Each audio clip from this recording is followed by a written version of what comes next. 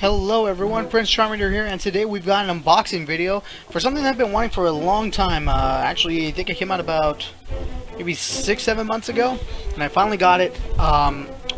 This box is huge. I can't even show you guys how huge it is because my usual camera setup is not that great, but as you can see, this is the box that it's coming in right now. But we'll go ahead and we'll show this right here. You can see Godzilla, the Showa era, and it's from Criterion. So we're gonna go ahead and unbox this. Let me see if I can. I've already opened up the box just so we can save time on this. So we're just gonna tilt this down. I got this on top of another box because this thing is huge. So we'll open it up. Lift this off. Ooh! I kind of undid the shrink wrap as well.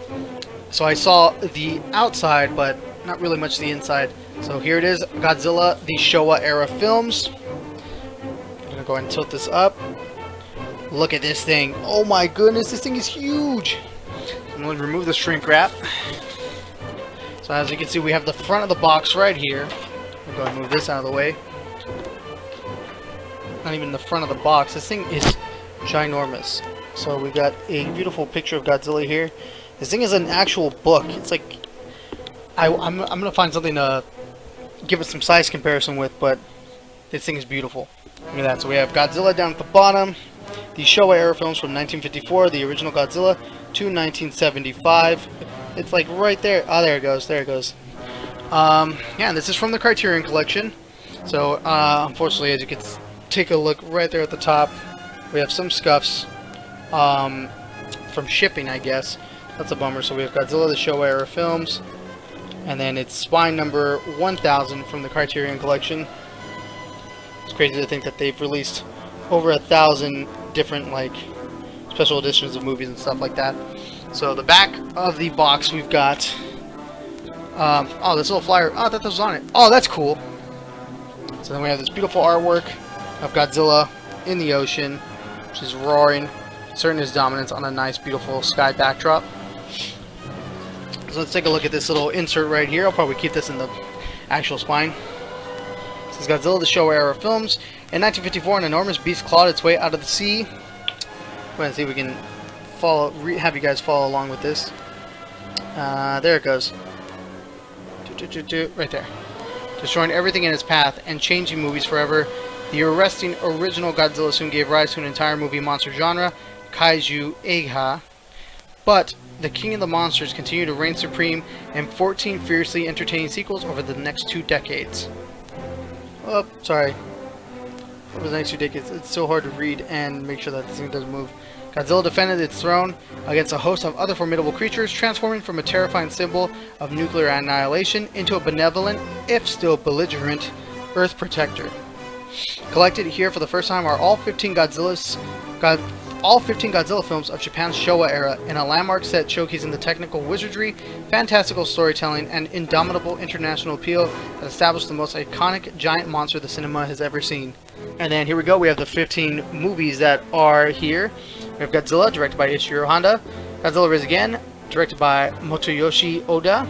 And we have Godzilla vs. Kong, directors Ishiro Honda, Thomas Montgomery. Mothra vs. Godzilla, which is also Ishiro Honda. And look at that, Ghidorah, the three-headed monster, Ishiro Honda. Invasion of Astro Monster, Ishiro Honda. I'm telling you, he directed a whole bunch of these movies. Ebirah, the Horror of the Deep, director Jun Fukada. And then Son of Godzilla, also by Jun Fukada. Destroy All Monsters was the return of Ishiro Honda, followed by All Monsters Attack, Ishiro Honda. Godzilla vs. Ghidorah, which is Yoshimitsu Banno. Godzilla vs. Gigan, director Jun Fukada came back, followed by Godzilla vs. Megalon with Jun Fukada, and then Godzilla vs. Mechagodzilla, Jun Fukada, and then the final film of the Showa era was Terror of Mechagodzilla with Ishiro Honda in 1975. So this is actually really cool. I'm gonna save this for the inside of the book.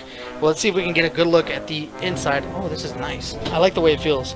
It's kind of hard to describe it, but let's crack this open. And oh wow, that is beautiful. Oh my goodness, I don't know if I can get I don't know how wide of a shot I'm gonna be able to get of this. That's a beautiful illustration right there of Godzilla attacking the city. So we'll turn the page. We got Reign of Destruction, which is the introduction by Stephen Reif. Then the films with notes by Ed Grozanowski. Oh, if this thing will focus. There we go. And then we have the movies just going down in sequential order of when they were released, followed by Terror of Mechagodzilla. Let's see if it'll focus. Focus, please. There it goes. And then 36, page 36. So this is about 36 pages on this in this book that we have here. So here's the Reign of Destruction. So I'm definitely going to go ahead and read through this eventually one day. Wow, there's a ton.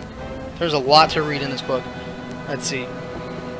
While Godzilla has evolved with the times, the Showa series as a whole is undeniably the foundation of this ever-growing pop culture phenomenon. And then let's see. I guess this is where it ends because now we've got... Whoa!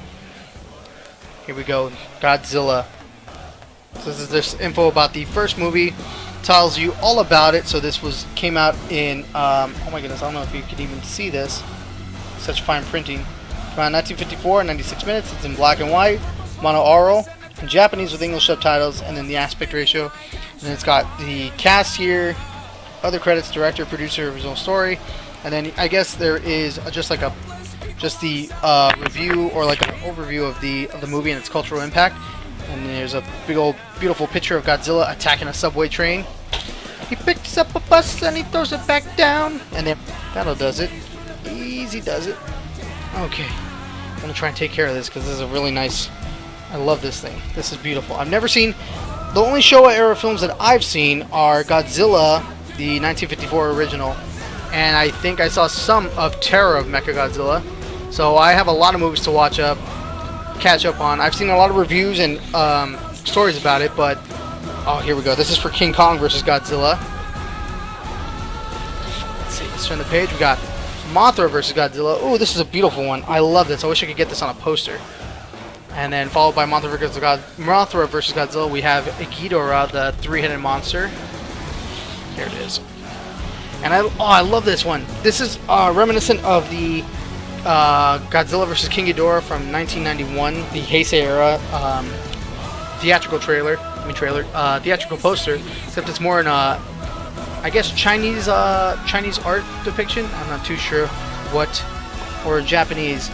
This is Mona Robot. I love this. This is a really nice one too. Then we've got Invasion of Astro Monster with the infamous Godzilla dance. And we got Rodan up at the top left and Ghidorah right here where my thumb is. What's next? What else do we have? Then we have Ebirah, Horror of the Deep. So there's Ebirah down at the bottom, Godzilla, and then Mothra up here at the top by my thumb. Followed by, it's 15 movies, so we got a lot of artwork to see. And here's Son of Godzilla. We've got Godzilla just walking by and little Minya following him. I know a lot of people aren't a fan of Minya, but hey, he's important to the history of Godzilla, so we can't forget him. Then we've got, whoa, this one's cool. Destroy All Monsters. Now from a lot of his video reviews and essays, like from James Rolfe of Cinemassacre, also known as the Angry Video Game Nerd, and Up From the Depths, which is a really good YouTube channel that is dedicated to kaiju films. We've got, this was supposed to be the original ending of the Heisei era, but did really well, so they figured, hey, let's keep going. So this is pretty much a sort of end to it, but next up we got All Monsters Attack, which is a very weird movie from what I've been told. It's this little kid right here pretty much goes in his imagination to Monster Island, buddies up with Godzilla's son, and learns some valuable lessons about taking on some bullies or something like that. It's really kid friendly, so if you have any kids who are trying to get into Godzilla, that's a really good way to start it off.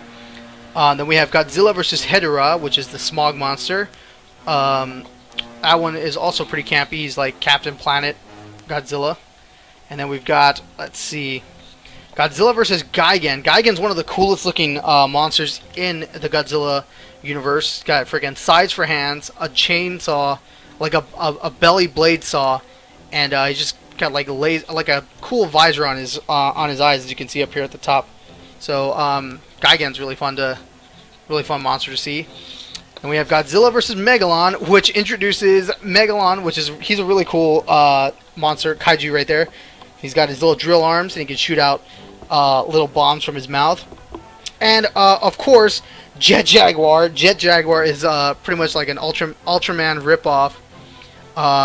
But he's super cool. He can shrink and grow. And this is also the movie that introduced the infamous Godzilla dropkick that pretty much Godzilla floats on his tail. You've probably seen the memes. And just flies across. Wow, this one's cool. This is a beautiful artwork. As you can see, Godzilla. This is supposed to be Godzilla's legs, I guess, or his tail. We have Mecha Godzilla. And then King Caesar. Which means that we are nearing the end. Well, actually, no, we are at the end. We're at the end of the Showa era with Terra of Mechagodzilla, which is the send-off for the Showa era, with Godzilla taking on both Mechagodzilla and Titanosaurus, who is up here at the top. And I love the little, I guess, sound effects that are like comic book style. So that's really cool. And then we've got Godzilla leaving Japan, or Tokyo. Is it Japan, or I think it's Japan, Tokyo. And we've got all the info about the transfers on this side. And then, of course, on this big one right here, these are all the movies. All 15 films are on 8 discs, and it's the same artwork from the first page. And then that's pretty much it. This thing is freaking awesome. I love it so much. I'm so happy I got it. I've always been a Godzilla fan. My first Godzilla movie was Godzilla 98, the TriStar movie. And then from there, I remember my grandma and my mom came back from a bargain store, and they brought me a VHS of Godzilla vs. Biollante. And that was the first true Godzilla movie I ever saw. And I loved it because he was just a giant freaking dinosaur running around and blowing stuff up. So hopefully they will be able to release the Heisei era.